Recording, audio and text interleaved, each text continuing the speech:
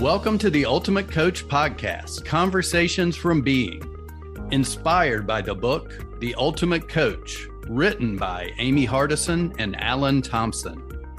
Join us each week with the intention of expanding your state of being, and your experience will be remarkable. Remember, this is a podcast about being. It is a podcast about you. To explore more deeply, visit theultimatecoachbook.com. Now, enjoy today's conversation from Being. Today, I'm happy to be here with Alex Dumas. He is one of the original Fantastic Four who created the first ultimate experience. And for those of you who don't know the depth of this human being, I'm going to read a little bit of his bio. Alex Dumas is the CEO founder of Abundance Daily Coaching and vice president of the BIPOC Coach Collective. He's an expert in sales and marketing with a track record generating six figures in revenue and six-figure launches. He has a background in psychology and a decade of leadership experience in the nonprofit world. Alex also knows what it's like to do everything that's expected of you, but feel empty. He struggled for years, but hid behind jokes and seeking approval so he could fit in. It was really a mask for the pain and loneliness he constantly felt. And it led to using drugs for years and keeping anyone who wanted to get close to him at arm's length. Alex is now a husband and a father with years of deep personal work behind him. Since 2018, he has partnered with his wife, Sarah. Oh, I didn't realize you guys work together. Look, I'm learning this now. Who has been a consultant to startup companies and companies with over 80 million in revenue to create high-performance business and consulting firm. Leaders who are committed to creating their team culture with enthusiasm and effective listening are the ones who call Alex. So reach out to him at therealalexdumas.com. This is not supposed to be a shout out for his business, but I have to shout out his business because I think he's an awesome human being. And for those of you who don't know, I'm Cordelia Gaffar, the other woman and the lead for the Ultimate Coach podcast. Welcome to the show. Awesome. Thank you so much. I love that intro. Appreciate it. It always feels interesting hearing about me, right? It's like, oh, that's me. But as you're reading, I'm like, in my head, I'm like, yeah, I'm that guy. Yeah, I'm that dude. Yeah, that's me. Yeah. No, who is that? No, that's me. I'm the guy. I'm the one. You are the one. And when did you find that out? Gosh, I think it's still a process of continuing to learn that and embody that.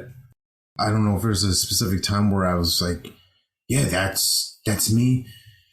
I think through the process of creating my own document, revising it, throwing it out, redoing it, re-excavating more and more. And it's just been a gradual process of recognizing that, and also the actions behind it. Of it's easy for me to say like, hey, I'm a great coach, I'm a great powerful creator, this and that. All right, well, how do I do it? How do I substantiate that? Oh yeah, let me help people, serve people.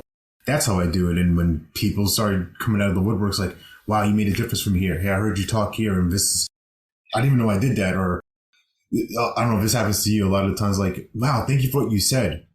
Like, what did I say? Yeah. I don't even know what I said. It happens. It comes through me, from me, and then I move on to the next thing. So, yeah. But do you pause and acknowledge yourself in between? Yeah, I've gotten a lot better at that. A lot more now, because I see the importance of it, right? Because it can easily be go, go, go, go, go. And that's the kind of a culture I came from. And this prosperous coach universe, this ultimate coach world is like, slow for a second. Slow down. Let's be here. Let's be present. What's going on? And that's fun for me to reflect on those things of, oh yeah, like I did do that, right? Oh yeah, I am. I did have this conversation with this person, and yeah, I am able to do these things, and I have done these things, and fuels me for the things that are to come. And it's not looking into the future like, man, I hope I get there one day. It's like, oh, and I can't, that's going to be fun when we do this. But like, I'm enjoying what's happening right now and also recognize, acknowledge what the past has been, whether it's been things I've wanted, things I didn't want. It's all taught me a lesson. Yeah. So now you're a lot more present. Is that something that is a result of your reading the Ultimate Coach book? I know you were one of the original like manuscript readers. Yeah. The book has definitely accelerated that, which is funny, right? Because we're talking about slowing down, but acceleration, it's done both things at the same time, right? Like Steve says, two things can be true at the same time. And yeah, it's been a result of that book and just a lot of other work too that I've done with myself, for myself, done with other people, and continue to do. Yeah. And I heard you talk about your document too. So the refining of the document, I'm wondering, did you start that process with Philip Weech or? Yes. And no, we didn't. I think I already had a version of it before we started working together in 2022. So I think somewhere in 2021 is where I really started to formulate it. I got to give a shout out to my guy, Devin Bandison. He really helped expand my way of looking at it because I had one, I shared it with him. He shared his with me. And it's not the comparison game, but I was like, oh, his is like light years. Like he's done some work on this. Like I can tell what he's said and what I've said. Not that my thing was bad. No, I'm not judging it, but it was like, okay, there's definitely a layer more that I can start carving out. And I started going through that process with myself and looking at all these things of where I wanted to forgive myself, these things where I've judged or I blamed people, where I was upset, where I was mad with myself. And I kind of think of it like a phoenix from the ashes. Like literally as I was writing it, I started just to think like, all right, I am happiness. Like that's the first thing. Mm-hmm. I want to claim that first. Like I am happiness. Not anything else makes me happy. Not that any circumstance. Like, no, that's just me. I am that.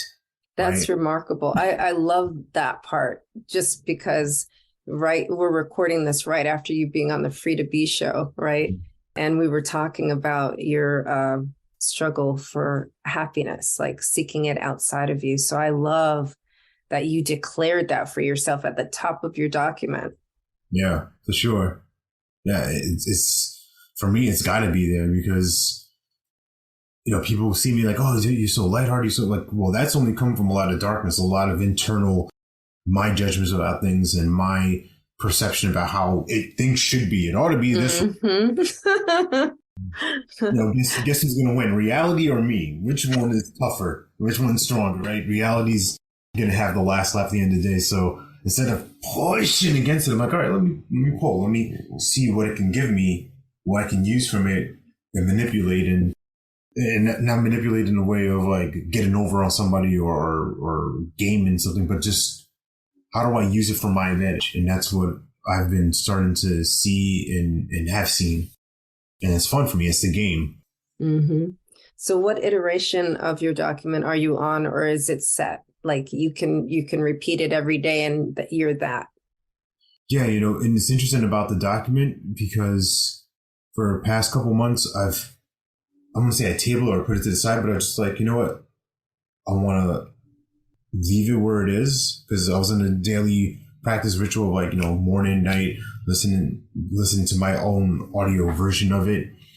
And I thought to myself, like, you know what? Some things don't feel fully aligned right now, which is fine. I'm going to put you to the side. But there's plenty of times where things happen and like, oh yeah, that's supposed to happen because like I create that. Like that's, you know, it would be something that's like, yeah, I'm the best half of Sarah Inez. Like when I'm doing that, oh yeah, I am. Yeah, I do value her mind. I do treasure her. Yeah, I do protect her in my life. Yeah, my kids, I'm the best father to them. Oh yeah, I do create them with encouragement, praise, and recognition, right? It's just these things. And it feels more fun for me that way versus having to be like, all right, I gotta read it in order. Like, no, it's no different from a prayer to God, right? It doesn't have to be this formal. all right, I'm on my knees, Father. Like, no, just I talk to God. Like I talk to him like he's, him. I don't believe in Jesus. Like I think of them as like a friend, like a brother. Like I would talk to them like I talk. It doesn't have to be this very controlled and reverent thing. Like I have respect for it, and I honor the document. I honor it, that part of it of who I am, but also see it as where can I get playful with it? Where can I get creative? And when it shows up, right? When it shows up in different things in my life, like, of course, because that's who I am. Of course, this happened. I am that, so it's meant to be. Yeah. Hopefully, I answered your question. I don't know if I.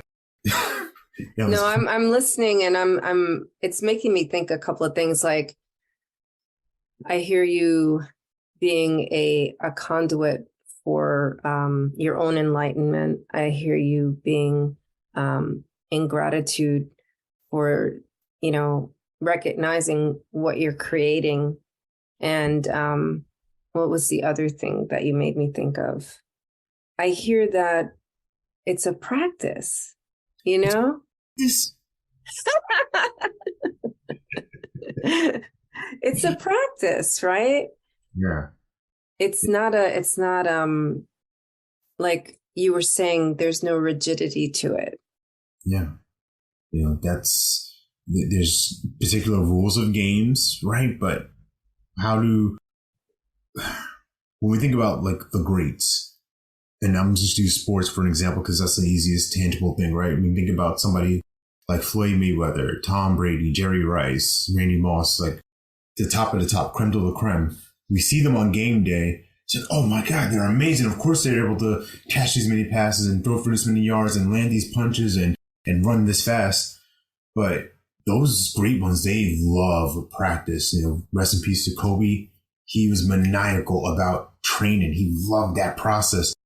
And with this space of transformation, this game that you and I play called coaching, practice is the fun. That's like where all the juice is. And once it's, lights on game day, like with another person, it's like, man, I get to show you all the stuff that I've done now. And not to show off, not to be impressive, but it's like, now I get to use all these things that I've been working on in the gym. You weren't with me when I was doing a turnaround. You weren't with me when I was doing this combination. But you're going to get to feel the impact of it because behind the scenes, I'm practicing this all the time. And even when I'm messing up, quote unquote, where I'm screwing up, where I'm not getting it right, perfect, I get to look and be like, man, that's inspiring. This didn't go the way I wanted to. How do I play with that now? This situation, this conversation wasn't how I wanted. Well, where am I coming from that I want something right, an outcome out of something? Yeah, because you were saying something earlier about serving, right? So I'm hearing you now say, I get to serve another person with all my practices, Yeah. And is that accurate? Am I hearing that right? Yeah, you're right on. And the best times I would say that practice needs to come out is when we don't want to. That's the fun part. When your kids might be screaming, you might be in a store, you're trying to rush, you got to get somewhere to go, you got to do this and that, and you're living life, but life is living you in that case, that instant where it's like I snap at somebody or I have a judgmental thought, and then I get to play with that idea, like, man, where did it come from? Why am I seeing it that way? And not to make myself wrong, it's like, oh, that's interesting that I saw this interaction with my son or my daughter or my wife in this way. Like, what happened here? And just run the game film real quick. And with the practice, I always want to start at the real source. I'm like, all right, how did I create this? How did I make this happen? And it's not to blame game myself, but I want to take ownership of it. Every interaction, everything that happens, because it's mine to own. I can't say, well, I was, a little bit frustrated with my kids. No, that's because Cordelia, wore a green shirt today. If she didn't, or a blue shirt, if she didn't wear that shirt, I would have been, right? Like, that's wild. Yeah. You're in DC. I'm in North Carolina. Like, what are you talking about? But we do these things like, oh, if only they had done that, then I would be like, no, time out. Where are you at? Oh, this is what happened. this is what I did, or this is what I felt, this is what I thought, this is what I saw. Like, where's my responsibility in this? And like, so what are some of the values that have come up? Because when you're saying that, I know, like when I don't know what it is for you, but for me, when I'm with my kids, right? Because they're just the greatest reflectors of who we're being, and you have an 8 and 12-year-old too. I have an 8 and 12-year-old too. And I have other ones that are older. Do they ever get any older than 8 and 12? But I can see who I'm being, right? Reflected in my children. And sometimes it's like, okay, I have to slow down and ask a simple question, not of myself, though, because I want to be in service to my children too, right? So when I'm at a loss, my practice has become, how can I serve you better? What is it that I'm missing in this situation, And so, and they come back with some very colorful responses, as you know, they do at those ages. And that's not very different. This practice has been great for me because now if I have a situation with a client, I can say, like, this happened in a session the other day, she was telling me all the things that people in her life were doing. Yeah. And I was like, so yeah, this is such a great opportunity for you to have compassion. Like, what could you do to like make their life better? Or what could you be a stand for in your life that could make both your lives better? And she was like, oh, yeah, like didn't think about that. So like that's kind of a part of what I was hearing in your story too. Is that right? Yeah, that's definitely on point. And one of the things I like to share with my kids, especially when they're snapping at each other. It's like, hey, is what we're saying right now helping or hurting?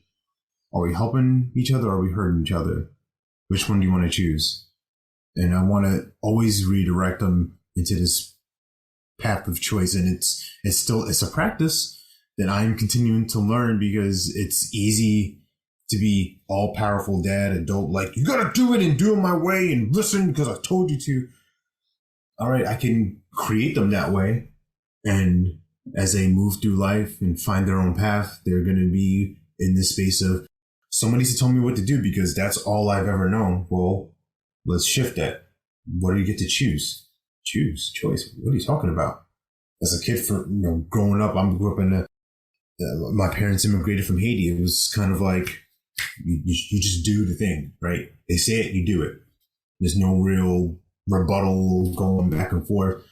And I want to I'm interested in creating my kids like independently thinking of like, what do I choose to do? What do I want to do?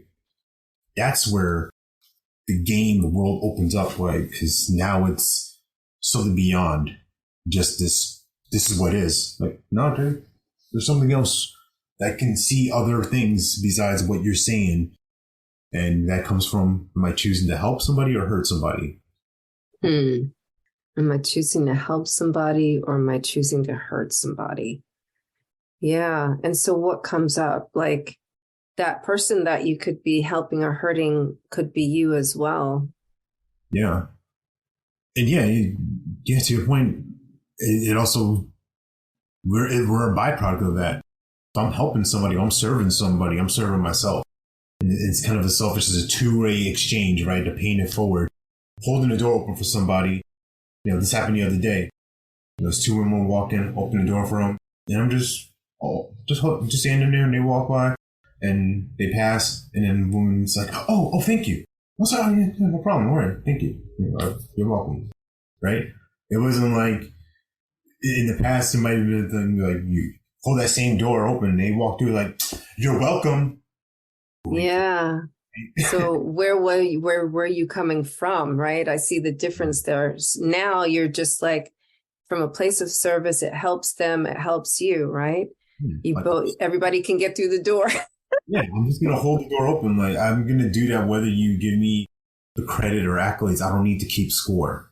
And that's I have the score in my head of like, all right, I help somebody do something good. I don't do it to get anything, right? It's you said that important word where I'm coming from, and that was a challenge in the past for me. Like I want to get to a place, I want to get somewhere, and I forget like I have to come from it first. I have to create it first, then it'll appear to me. Yeah. Yeah. You had said before when we were talking about the creation of the ultimate experience, the original one in Phoenix, that you were part of that team. You said that you were the black hole group, right? So that's what I think of when I hear you say that. Tell me more about that. Yeah, the black hole gang, we would mess around with it. And it's kind of an offshoot of previously one of the only original pieces of footage of Steve with TBO, LITNFL, where he talks about commitment being a black hole. And with this ultimate experience, my comrades, the Fantastic Four, Judy, Julie, and Xavier, we all got to experience that firsthand of what it looks like when we gave ourselves, we had this deadline. We had January 23rd, 2022 to make this happen. Judy, she enrolled me as the first person on November 11th on 11/11, which is hilarious. We had a conversation. Oh, and you reached out to me on 11/12. I remember you invited me. I was like, so that was the next day. Okay. Yeah, I was the very next day. So we had a conversation. She told me this idea and I was like, yeah, I'm in. Let's go. Like, I like wild, unconventional things. And she's definitely one of these unconventional people. Yeah. I saw the vision. I'm like, yeah, I'm in. Let's go. Let's make this happen.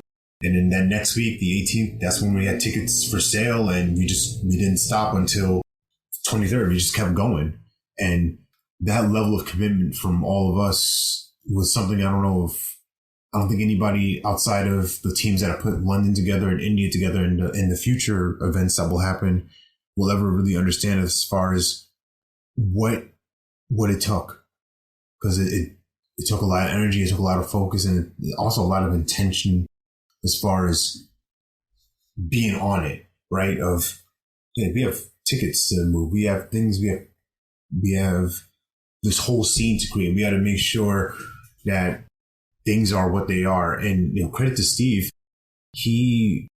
not that he cares about like his brand or his name or anything like that, but like he's trusting relatively 4 strangers to be like, hey, you can name drop me and use the book and put this event together for us. And that's a lot of trust. That's a lot of faith in the 4 individuals. And he made it clear to us and the other speakers, like, you're not coming here for a self-promo thing. This is not a sell from the stage type of deal. This is not a whatever kind of event you've experienced before. We're going to create something that is about the audience, about the person in the chair.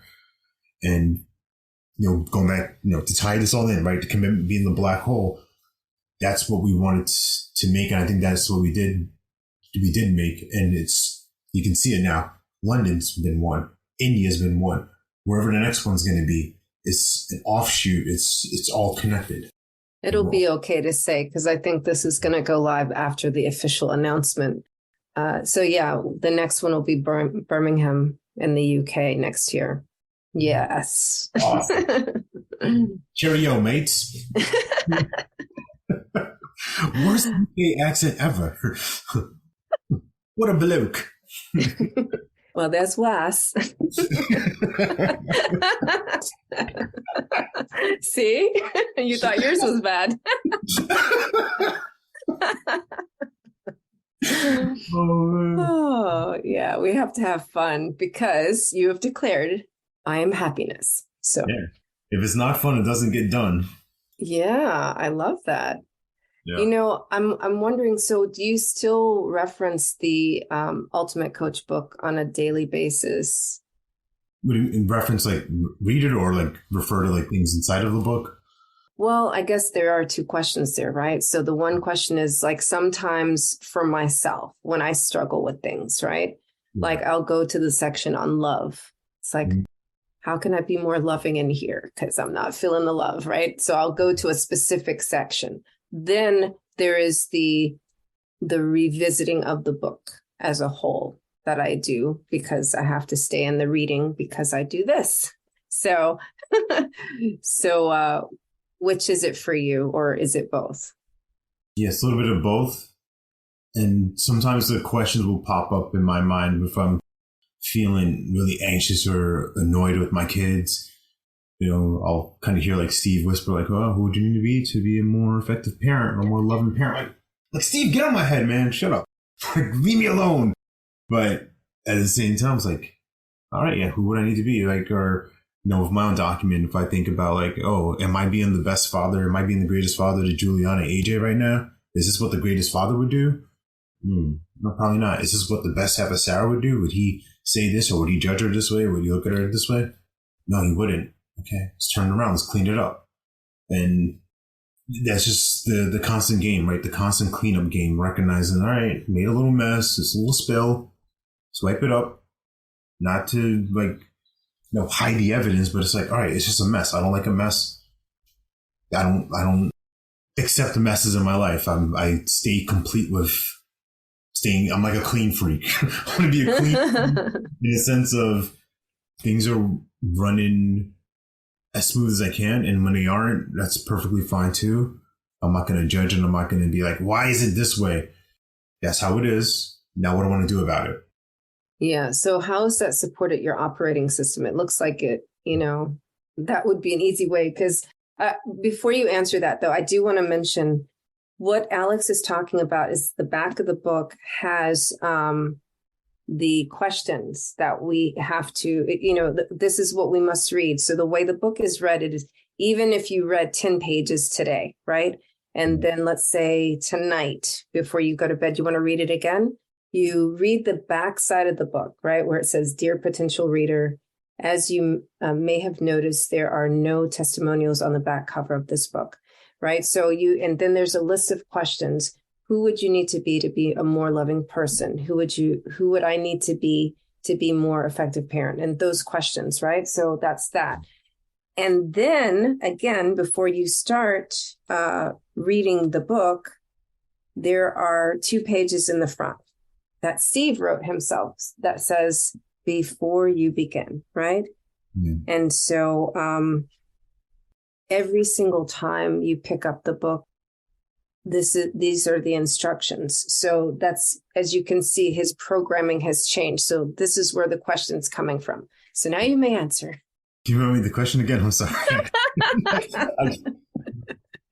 How has your operating system changed, right? Like who you were being prior to this recreation of you? Yeah. What I would say is that it's hiding the awareness of it, of hiding where I get to see where I'm being critical of other people, and starting with myself, where I'm condemning myself. We talked about on your show about like the courtroom, and I won't go into the whole thing here, but just thinking about like, all right, where am I condemning myself? Where am I sentencing myself? And then is there an opportunity for me to be free? Can I pardon myself? Can I give myself some grace and give myself some credit here? And then I get to see that with my kids, and there'll be times where they'll say something and I'm like, oh, that's so me. Like I would say that. And then the other side of it is like, oh my goodness, that's so me. Oh, why would they do that? Why would they say that? Or how could they do it? I'm like, oh, that's because they're learning from me. Like it's my energy field.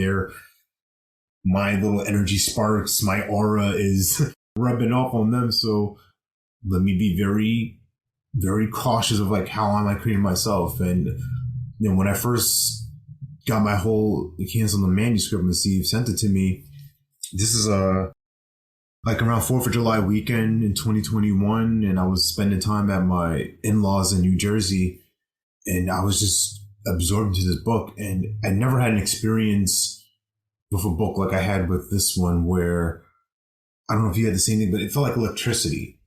That's the best way I can describe it. I just felt like different things inside of me, like my heartbeat racing. It felt like I was doing like a full run on a marathon, because like my heart's pounding. I just could see all these different areas of my life where I can enhance, upgrade it, and it was really powerful. And then obviously when the full book got launched and released, just going through it again right before the ultimate experience, I read it I intended to read it twice. I read it one and a half times. So I was kind of like, oh, I didn't do what I said I was going to do. Okay. I got like 75% there, but I was already engaged, fully on with the book. So to answer your question, to kind of wrap this up, I would just say the best example I can give is like for people listening, I have glasses on right now. So my glasses are off, my glasses are on, right? It's like, can't see really clear what's going on. Oh, this is what life looks like through the lens of loving people, loving myself. Yeah. Thank you for sharing that. That's that's very beautiful. And I guess to answer your question, you kind of asked me a question in there. Yeah, I saw how much I was not living from a world of possibility. And previously I considered myself a very, very positive person.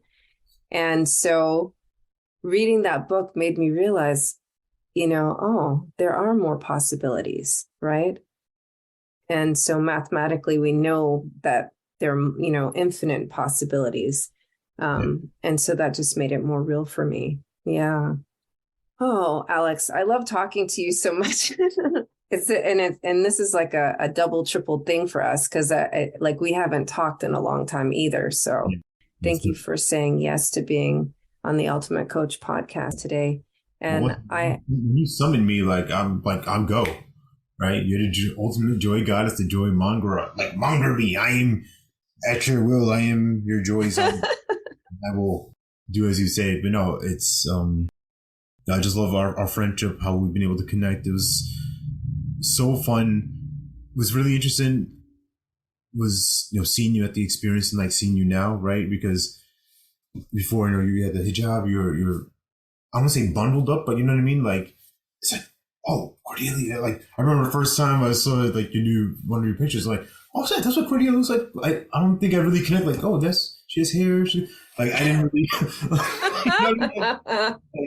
It's like, oh, wow. I'm same example. Oh, I'm really seeing Cordelia. She's this incredibly powerful woman, loving mother, and this person who gives so much to the world. And then once you started to get involved with this podcast, I'm like, oh, this is the cherry on top. It's great to hear you, experience you, and then to have known you and be with you. Man, that's even more fun. So I'm just excited for what you do with this team, what you're doing in your business, and what you're giving to the world. So thank you for that. I know this, flowers, got to give the flowers while I can.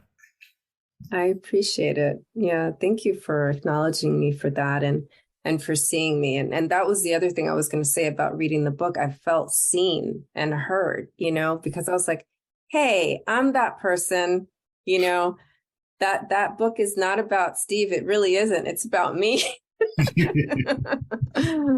So. Yeah. I mean, that's why I had to start the thing with the secret chapter, right?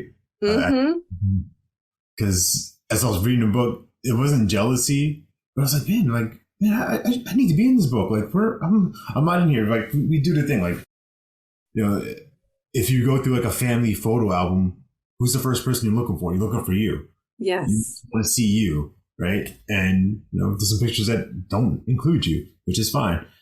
And that's where the idea Maybe you weren't born yet. Yeah, I just wasn't born yet. But, I saw that possibility. I'm like, I need to make my own vignette, my own chapter for me. And I did that. Oh, did you? Yeah. I should have asked you that question.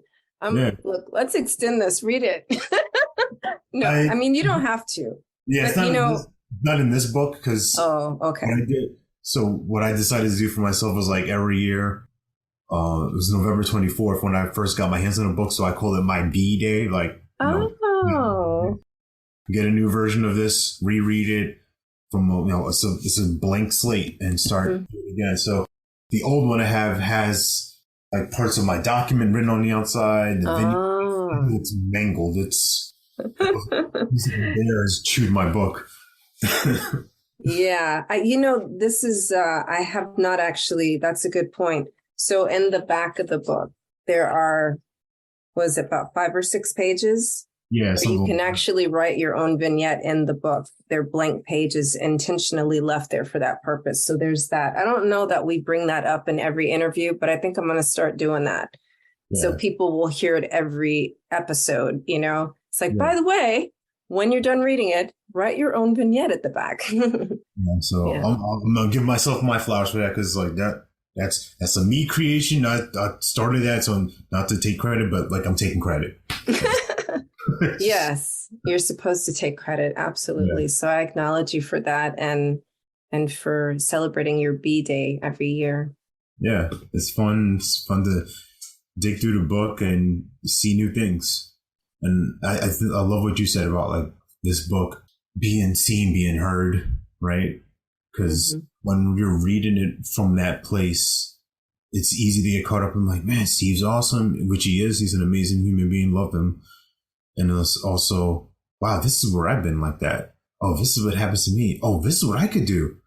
Man, I can be with somebody, be with a client, you know, be in my community and help somebody out in a very radical and rapid way. I don't have to wait for, you know, how do I feel about this? Do I want to? Like, no, I go, I do, right? Like the inspired thought, then the immediate action afterwards is like back to back. Before there used to be a gap of like, I have this thought. How do I feel about this? Do I deserve to do it? Who I want to? Yeah, so much work, right? Yeah, it's a lot of work. It's like thought, action, clap.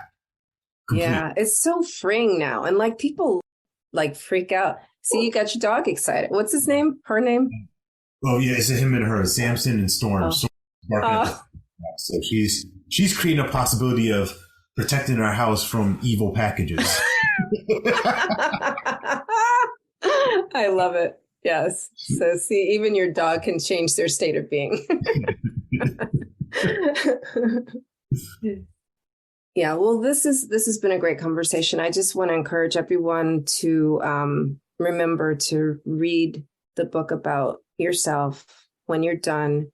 You know, more important, I know a lot of people are drawn to creating their document. There's a really involved process in that really requires the collaboration, I would say, with a coach.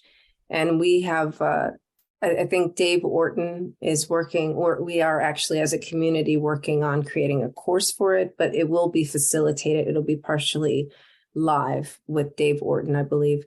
And so I want to also give some acknowledgments here. You mentioned Devin Bandison. He's an amazing human being. We both know him, and he's very loving and kind and humble.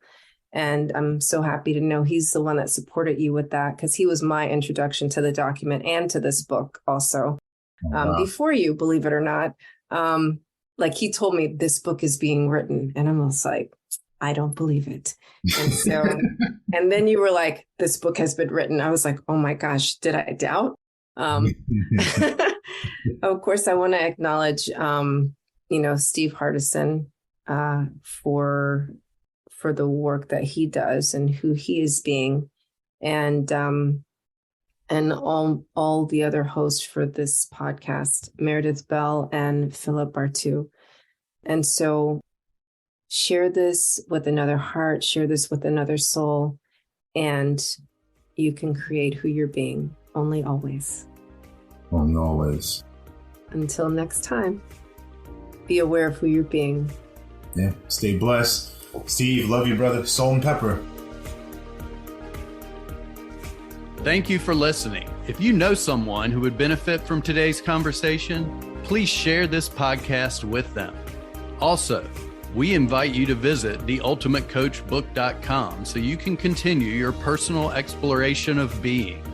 There you will find links to join our wonderful community, get your own copy of the Ultimate Coach book, and more. Simply go now to www.theultimatecoachbook.com. That's www.theultimatecoachbook.com. The link is also available in the show notes. We appreciate your support. Be blessed. Be you.